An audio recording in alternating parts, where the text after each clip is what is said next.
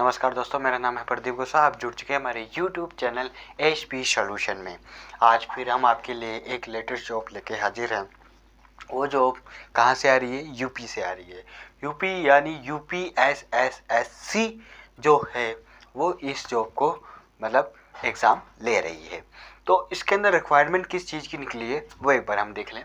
तो रिक्वायरमेंट है Uttar Pradesh petroleum service selection combination यानी UPSSC यानी मोहरी रिक्वायरमेंट 2022 है।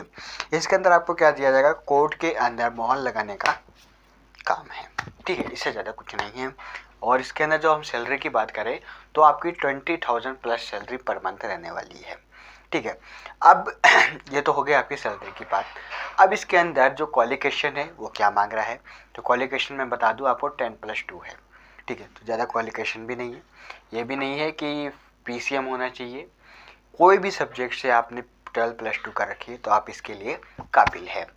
और भी 2-3 चीज़ें हैं वो हम आपको डिटेल में बताएंगे। एप्लीकेशन फ़ीस क्या रहेगी, कब से स्टार्ट हो रही है, एज लिमिट क्या है, और क्वालिफिकेशन जैसे मैंने 10+2 बताया उसके साथ भी और भी है। तो वो सारी डिटेल हम यहाँ पे आप जानने वाले हैं। तो सबसे पहले अगर हम बात करें एप्लीकेशन फ़ीस की तो जनरल OBC और EWS की जो सेल रहने वाली है वो क्या है आपकी 25 रुपये। कितना है? 25 रुपये है।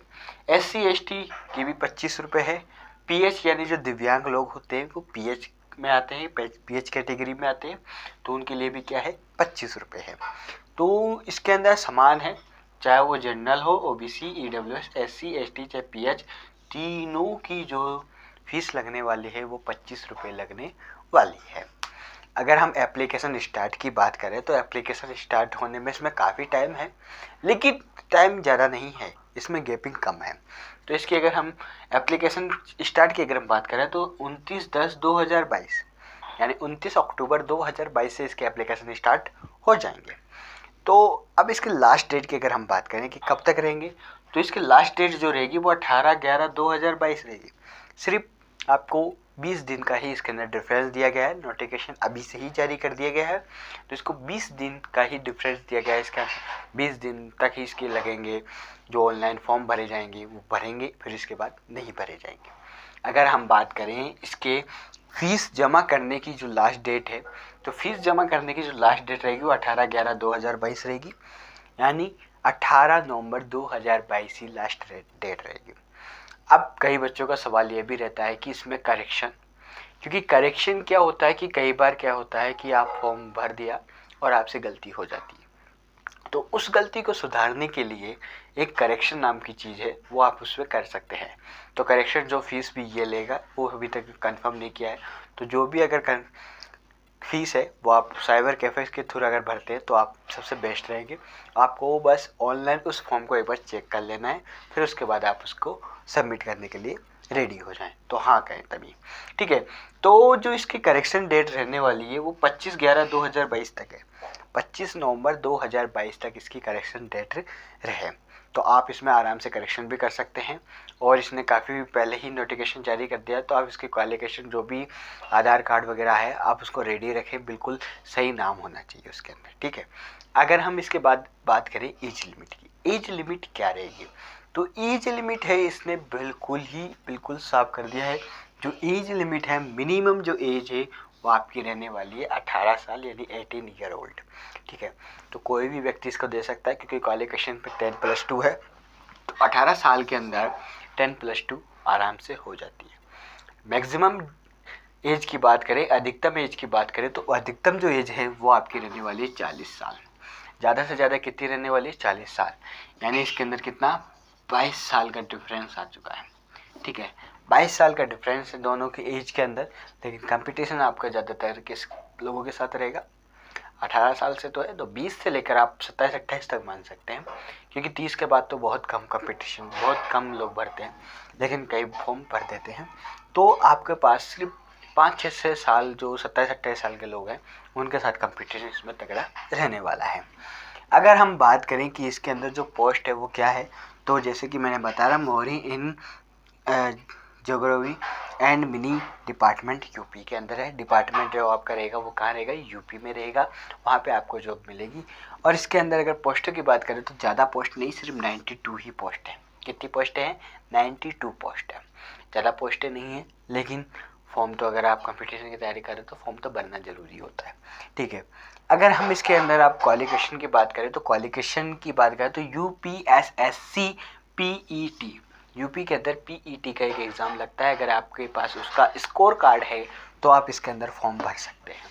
ठीक है, ये एग्ज़ाम लिया जाता है, फिर उसके अंदर आपको एक कार्ड दिया जाता है, स्कोर कार्ड, जिससे आप क्या करते हैं सभी के अंदर फॉर्म भर सकते हैं। तो इसके अंदर आप फॉर्म भर सकते हैं। राजस्थान में भी अब ऐसा लागू कर दिया गया है। ठीक है, आप क्वालिफिकेशन की बात करें तो 10+2 interest exam in any registered board in India. आपने 10+2 का रखा हो, चाहे किसी भी रजिस्टर्ड बोर्ड हो, इन इंडिया होना चाहिए। चाहे वो आपका अजमेर बोर्ड हो, चाहे बिहार बोर्ड हो, चाहे यूपी बोर्ड हो, चाहे हरियाणा हो, चाहे पंजाब हो, कहीं से भी हो, लेकिन वो कहाँ पर रजिस्टर्ड होना चाहिए? इंडिया में रजिस्टर्ड होना चाहिए। इंडिया से बाहर रजिस्टर्ड होगा तो आप इस फॉर्म को नहीं भर सकते।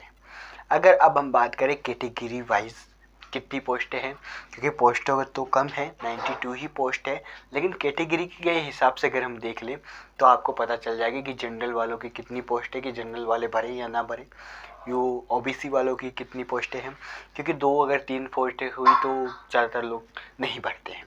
ठीक है, तो हम कैटेगरी वाइज अगर देखें, सबसे पहले बात कर लेते हैं हम जनरल की। तो जनरल के अंदर हम देखें तो 41 पोस्ट है। कितनी है? जनरल के अंदर आपकी रहने वाली है 41 पोस्टें काफ़ी हैं जनरल में, तो आप ज़रूर भरें जनरल वाले। ठीक है, फिर उसके बाद अगर हम बात करें EWS के अंदर, तो EWS के अंदर 9 पोस्टें हैं, यानी 9 पोस्टें हैं, तो 9 पोस्टें हैं, काफ़ी है, भरे जरूर। OBC की अगर हम बात करें तो OBC के अंदर 21 पोस्टें हैं। कितनी है? OBC के अंदर आपके हैं 21 पोस्ट, तो 21 पोस्ट भी कम नहीं होती है, तो OBC वाले भी इसके अंदर भरे। इसके बाद हम बात करें SC में है 19।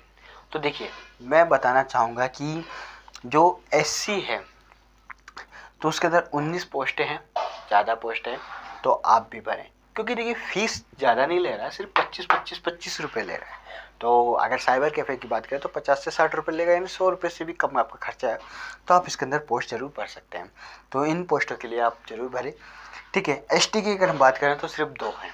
ST में कितने हैं? सिर्फ 2 हैं, और टोटल पोस्ट की बात करें तो हम कितने हैं? 92 है। तो ये 92 जो पोस्ट है आप ज़रूर भरें इसके अंदर, क्योंकि फ़ीस बहुत कम ले रहा है। साइबर कैफ़े से अगर भरते हैं तो 50-60 रुपये उसकी फ़ीस रहेगी, तो आपकी क्या रहेगी? 100 रुपये में ही निपट जाएंगी। तो 100 रुपये तो हम ऐसे ही उड़ा देते हैं, है ना, आने जाने में ही, किराए में ही हम खर्च कर देते हैं। मान लीजिए कि 2-4 दिन आपने गोलगप्पे नहीं खाए और फॉर्म भर दीजिए। ठीक है, अगर ये सारा का सारा डेटा आपको डिस्क्रिप्शन में मिल जाएगा। अगर आप हमारे चैनल में नए हैं तो सब्सक्राइब कीजिए, बेल आइकन का बटन दबाइए, और आपको ये अच्छा लगा है तो आप लाइक भी कर सकते हैं। ठीक है, और आज के लिए इतना ही काफ़ी है। कल फिर हम मिलते हैं एक नई जॉब के साथ। जब तक के लिए ऑल द बेस्ट, धन्यवाद।